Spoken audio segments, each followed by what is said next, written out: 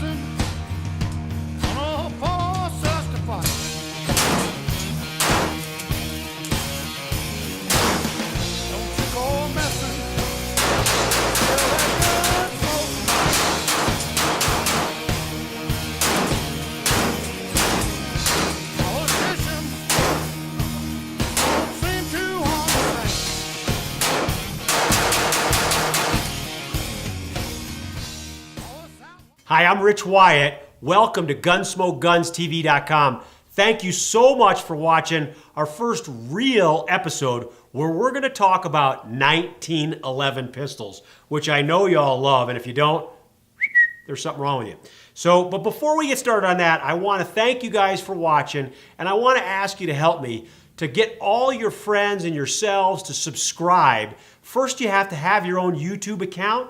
Then you can subscribe to our channel, and it doesn't cost you a dime. So please go through the process of becoming a YouTube member and then subscribing to GunsmokeGunsTV.com. And if you could send that out to all your friends, I'd greatly appreciate it. That's what's going to get us to where we're blowing stuff up. The bigger our volume of subscribers, the more stuff's going to blow up. It's going to be great. But let's get to the 1911 Colt pistol. This one's a Colt. And I know there's tons of makers out there and they're making them all over, but you know, Colt started it and they got a gun going on, and you all know that. Everybody wishes they had a Colt. I don't care what kind of gun you got. In the end of the day, you could say it's not a Colt, right? Well, it's kind of embarrassing. It's like saying, I know it looks like a Harley, but it's a Honda, okay? This is a 1911. This is the real deal. Now, this is the government model size, and that's what we're going to talk about today. This gun was originally produced, obviously, in 1911. John Browning designed this for Colt, and the picture of the original gun is awesome. It doesn't really look exactly like this because there's some modifications made. Now, the specifications on a 1911 pistol are this. It's a 5-inch gun, detachable box magazine, semi-automatic. You pull the trigger, fires one shot. It's got a grip safety. If the grip safety is not depressed, the gun can't fire. It's got a thumb safety. If the thumb safety's on, the gun will not fire. All right? Why is this gun so much better, in my opinion, than really all the other handguns out there on the market? And I mean all of them. And I know some of you Glock people and different people are getting upset right now. So be it. This gun's better. Here's why. It's lived through the test of time. It has been used in wars. It has been used by every law enforcement agency that's respected in this country, everywhere. The Texas Rangers, all the cool guys have carried a 1911. And you might say to yourself, this is old technology. I'm a young guy. I want the newest, latest gizmo with a ricky-dicky thing on the side and does this and that. Well, guys, this is the gun. Believe it or not, it's got the features. Here's what it is. It's the slimmest of the pistols made. Therefore, it's the easiest to carry. It's the safest because when you carry it cocked and locked. Hammer cocked, safety on, grip safety activated. The inside the gun, you also have the disconnector, which is activated. So if somebody takes this gun away from you and points it at you and tries to shoot you with your own gun, it won't fire unless they know how to operate the gun and disengage the safety and the grip safety, then the gun will fire. That gives you the opportunity to go for a second, a backup gun, run away, pull a knife, do whatever it is you're gonna do. Now, of course, you should never let anybody get your gun to start with, but it could happen. It could happen to anybody. The other advantage that this gun has over most other pistols is it has a very consistent, wonderful trigger. That is a nice, crisp, breaking trigger. This gun's phenomenal. I've hunted with this gun. I've carried this gun in law enforcement. I've hunted Africa. I hunted Impala with this gun. We'll show you that videotape someday. And this is just the greatest gun going. Now, I like it because the slim line of it, I can grab onto the gun. I get a good, solid grip on the pistol. Some people will say they don't like the 1911. When they say that, I have to wonder what they mean. What could they possibly mean that says the 1911's bad? Because folks, look at some of these 1911s we've got sitting right here. I mean, some of these, look at this. This is an old military style, original 1911 pistol. Now folks, this gun was made in 1918, and it's kind of beat up as you can see from the finish. But I'm gonna tell you what, you can gunfight with this gun right now, today, and this sucker will work. 1918, no modifications, not fixed up, and it's still working.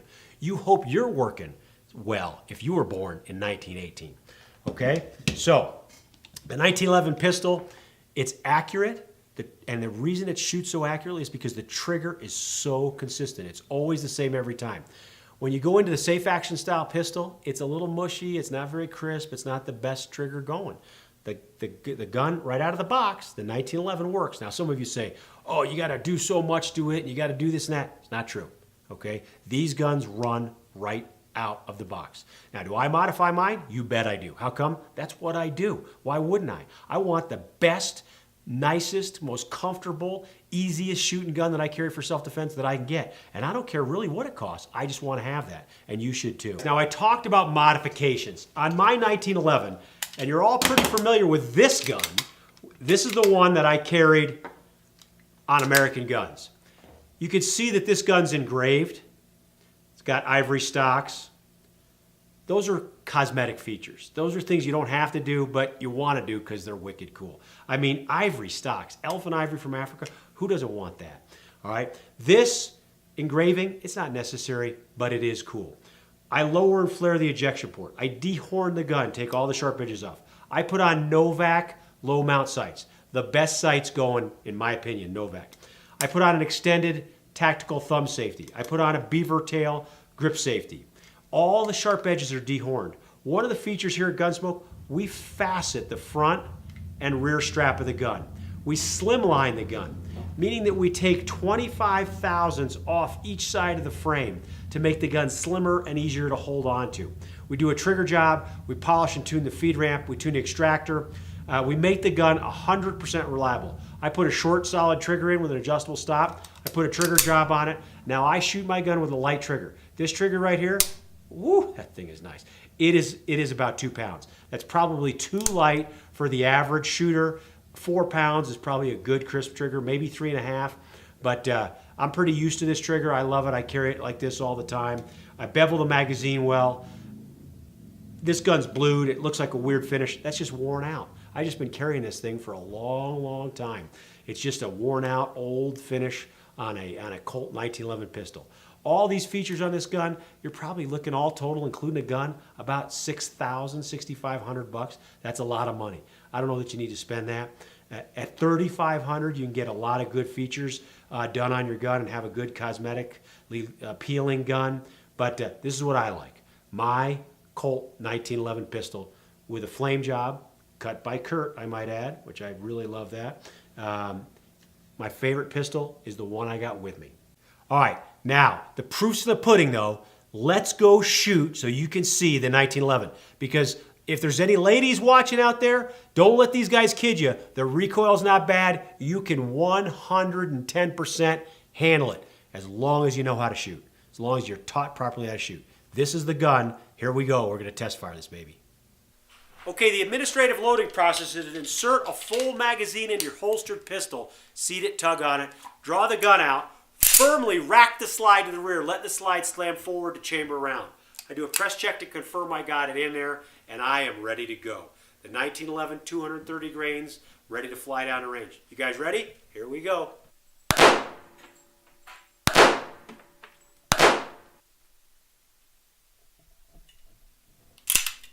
1911 pistol, works great, shoots real accurately. Let's see what an old one does. This pistol is made in 1918. It is 96 years old with no modifications. Everybody says, oh, you got to do all this and that, and I don't think so. You know, let's see how this sucker works at 96 years old.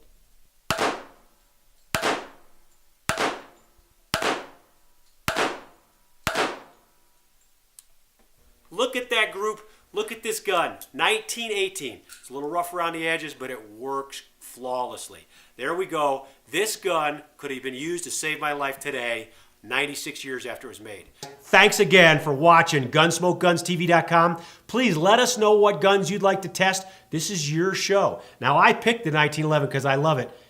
I even put out the pink one, which you all know I wasn't too happy about doing because I'm not just totally sure that 1911s should be pink. But there it is, and I got to say this to all of you publicly. My wife was right. Make the pink gun because we made money, and that's what we're here for. So thanks for watching. Appreciate you. If you're not carrying a gun right now, you're making a big mistake. Get one on next time you watch. I'm Rich Wyatt. Thank you for watching.